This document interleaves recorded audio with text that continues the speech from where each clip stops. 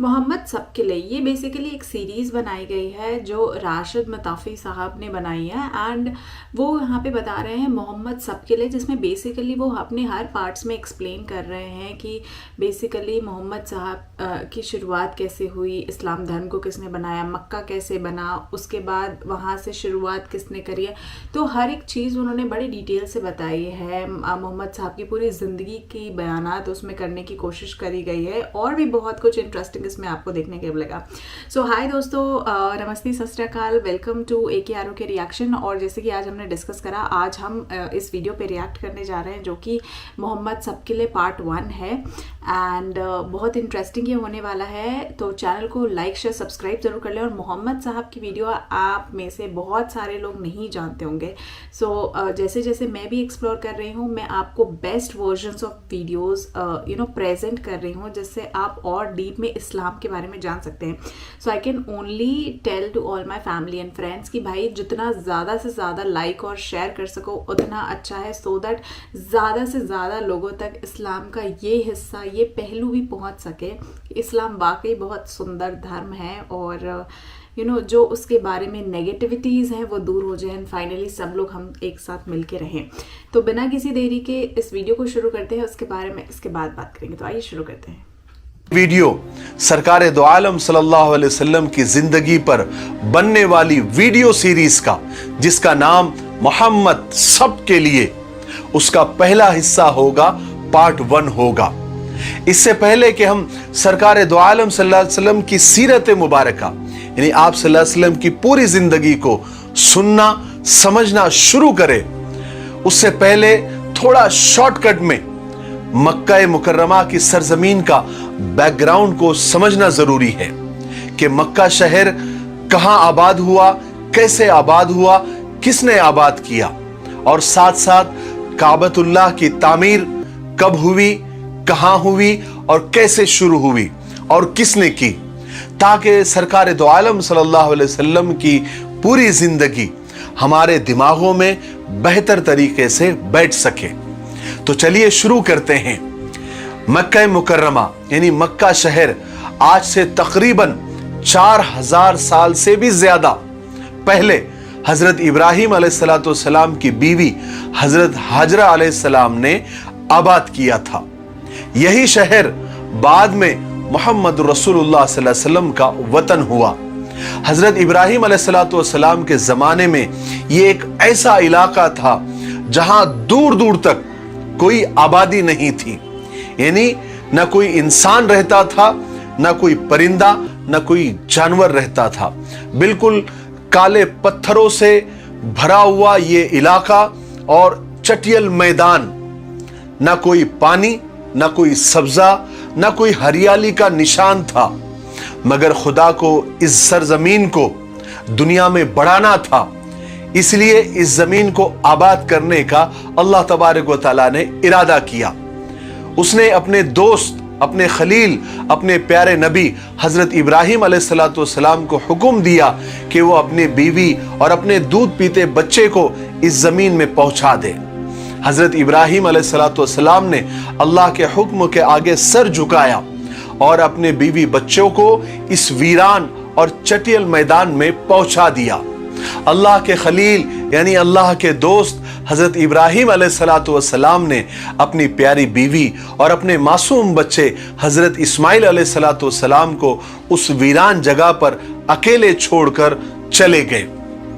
हजरत हाजरा अलैहिस्सलाम यहां पर हैरान और परेशान फिर रही थी।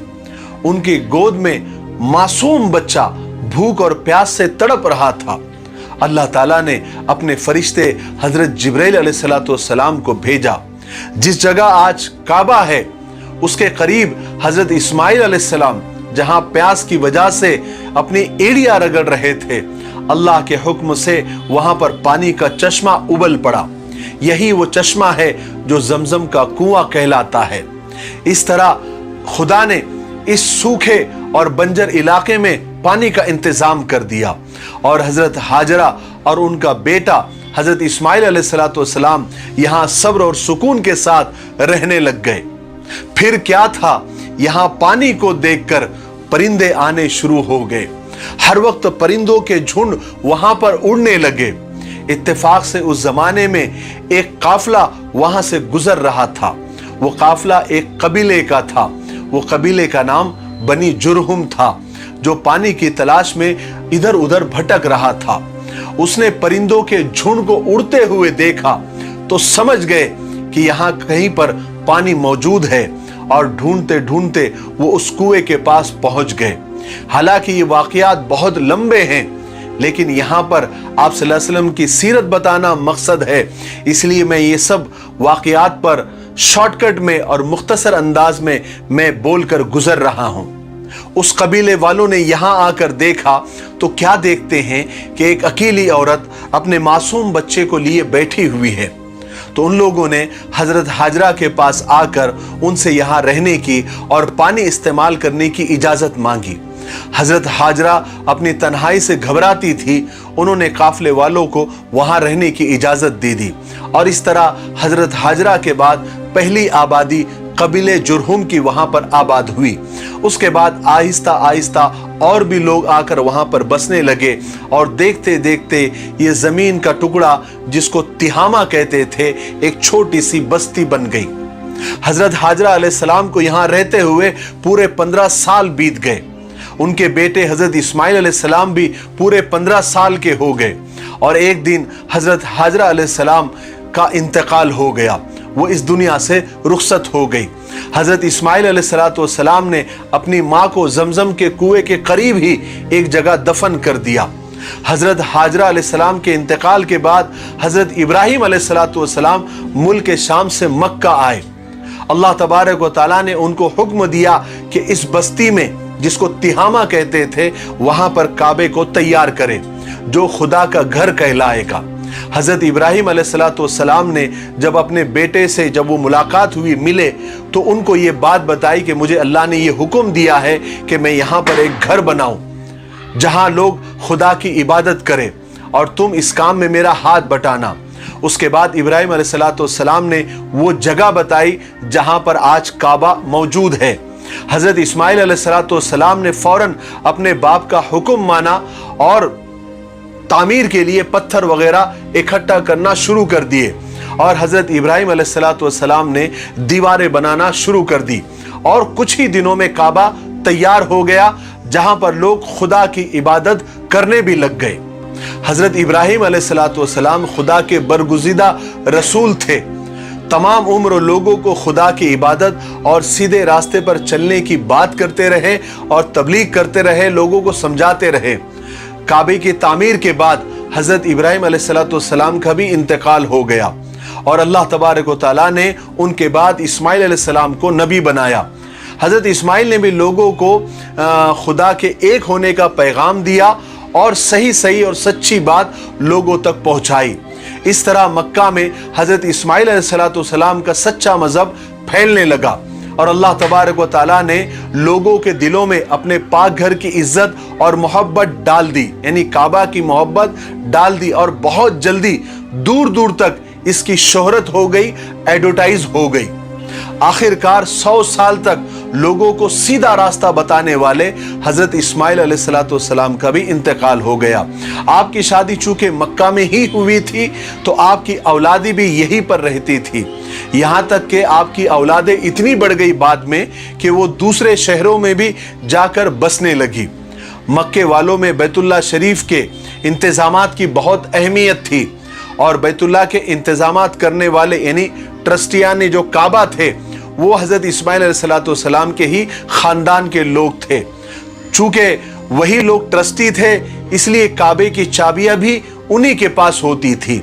हजरत इस्माइल अलैहिस्सलाम की औलाद में अक्सर लोग खुदा को एक मानते थे, और उसी आसमानी दीन पर वो चलते थे जो हजरत इस्माइल अलैहिस्सलाम लेकर आए थे। लेकिन फिर जैसे जैसे वक्त गुजरने लगा, दीन में नई नई बातें बढ़ने लगी। यहां तक कि काबे के करीब जो पत्थर पड़े हुए होते थे या काबे को लगे हुए होते थे, लोग काबे की वजह से उन पत्थरों की भी इज्जत करने लगे। आहिस्ता आहिस्ता ये इज्जत इतनी बढ़ी कि लोग उन पत्थरों को अपने साथ रखने लगे, और इस्माइल अलैहिस्सलाम की जो औलादी थी, जो उनकी नस्ल थी, वो दूसरे शहरों में भी रहती थी। तो वो लोग वो पत्थर को तबर्रुक समझकर, बरकत की चीज समझकर अपने साथ ले जाने लगे और उन पत्थरों की भी इज्जत करने लगे जितनी वो काबे की और हजर अस्वद की करते थे। फिर आने वाली औलाद तो एडवांस होती है, उन्होंने पत्थरों की इज्जत अपने बाप दादाओं से ज्यादा वो करने लग गए। यहां तक के बात यहां तक बढ़ गई और बिगड़ गई कि काबा को आने के बजाय वो उन्हीं पत्थरों के इर्द गिर्द घूमने लगे, उसका तवाफ करने लगे। और ये इज्जत इतनी बढ़ गई एक वक्त में कि अरब वाले उन्हीं पत्थरों को पूजना उन्होंने शुरू कर दिया और उनकी इबादत करने लग गए और पत्थरों को तराश तराश कर अजीब अजीब शक्लें बनाकर उनकी इबादत करने लगे। और इस तरह अरब में बुत परस्ती की, यानी बुतों को पूजना, उसकी शुरुआत हो गई और लोग हजरत इब्राहिम अलैहिस्सलाम और हजरत इस्माइल अलैहिस्सलाम का दीन तकरीबन भूल ही गए। मगर मक्का में अभी तक कोई बुत नहीं आया था। जिस शख्स ने मक्का में बुत परस्ती की शुरुआत की और बुत परस्ती को फैलाया, वो उसका नाम था अम्र बिन लुही। वो अपने जमाने में मक्का का सरदार था। हुआ ये कि वो एक दफा अपना इलाज कराने के लिए मुल्क शाम गया, जहां उसने लोगों को पत्थरों को और तस्वीरों को पूछते हुए देखा, तो उसे वो तरीका बहुत पसंद आया और वो वहां से एक बुत लेकर मक्का में आ गया और उसे बैतुल्ला में, यानी काबा में रखवाया। इस तरह पहला बुत काबा में रखा गया जिसका नाम हुबुल था। फिर अम्र एक दिन जद्दा गया, वहां से भी वो कुछ बुत उठाकर ले आया और लोगों से कहने लगा कि इनकी इबादत करो। लोग चूंकि हर साल मक्का में हज को आते थे, तो बहुत जल्दी उन बुतों की शोहरत हो गई और लोग उनसे मिन्नतें मांगने लग गए। अरब में चूंकि सैकड़ों कबीले थे, सब ने अपने अलग अलग बुत बना लिए। जो कबीला जितना बड़ा और मशहूर था, उनके बुत उतने ही बड़े और उतने ही मशहूर हो गए। मक्का में सबसे बड़ा और मशहूर कबीला कुरैश का था, उनके बुत का नाम हुबुल और उज़्ज़ा था। और दूसरा जो मशहूर कबीला था वो ताइफ का था, जिसका नाम सकीफ था, कबीले सकीफ, और उनके बुत का नाम लात था। उसके अलावा और भी बहुत सारे बुत थे जिनके नाम आसाफ, नाइला वगैरह ऐसे कुछ थे। इस तरह खुदा का घर बुतों का अड्डा बन गया। इसी तरह बुत परस्ती करते हुए सदियां गुजर गई, लोगों के जहन बदल गए। अब वो खुल्लम खुल्ला बुतों को पूजने लग गए। मगर फिर भी इतनी बुत परस्ती के बावजूद बैतुल्ला की इज्जत, काबे की इज्जत उन लोगों के दिलों में थी, जैसा कि उनके बाप दादाओं के दिलों में थी और उनके जमाने में थी। लोग ऐसे वक्त में भी अपने घरों को काबे से ऊंचा नहीं बनाते थे, उसको बहुत बड़ा गुनाह समझते थे। ये वीडियो अब काफी लंबा हो रहा है, इसलिए आज हम यहीं पर रुक जाते हैं। अब हम दूसरे हिस्से में आपको बताएंगे कि जमजम का कुआं कहां चला गया, उसको किसने बंद कर दिया, कब बंद कर दिया। अब तो लोग भूल भी गए थे कि यहां पर कोई कुआं भी था, वो कैसे मिला, किसने बताया। फिर हाथियों वाला किस्सा, जो अबाबिल वाला किस्सा था, जो कुरान पाक में भी मौजूद है। उसके बाद सरकार दो आलम सल्लल्लाहु अलैहि वसल्लम के पैदा होने से पहले अल्लाह तबारक व तआला ने कैसी निशानियां दुनिया को बताई थी, ये हम दूसरे हिस्से में आपको बताएंगे। तो हमने अल्हम्दुलिल्लाह हिम्मत करके ये सीरीज मोहम्मद सब के लिए शुरू कर दी है। हमने अपने वादे को पूरा करना शुरू कर दिया है। आप भी अपने वादे को पूरा करें और इस वीडियो को कम से कम 5 लोगों को आप जरूर शेयर करें। अगर आप ज्यादा शेयर करते हैं और ज्यादा लोगों तक बात पहुंचती है, तो ये बात आपके लिए बाइसे सवाब होगी और सदक़े जारिया होगा। तब तक के लिए मेरे लिए और पूरी उम्मत के लिए खैर और भलाई की दुआ करते रहें। अस्सलामु अलैकुम व रहमतुल्लाहि व बरकातुहू।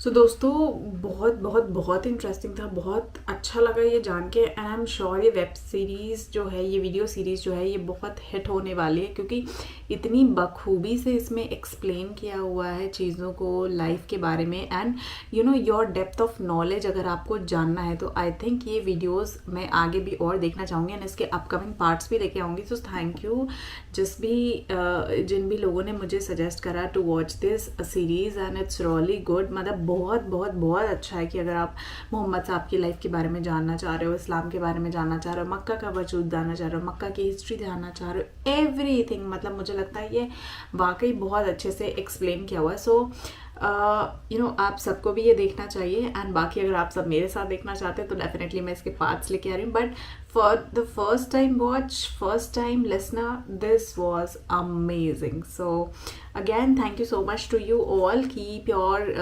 support like this, keep loving like this, and I love you all, I miss you all.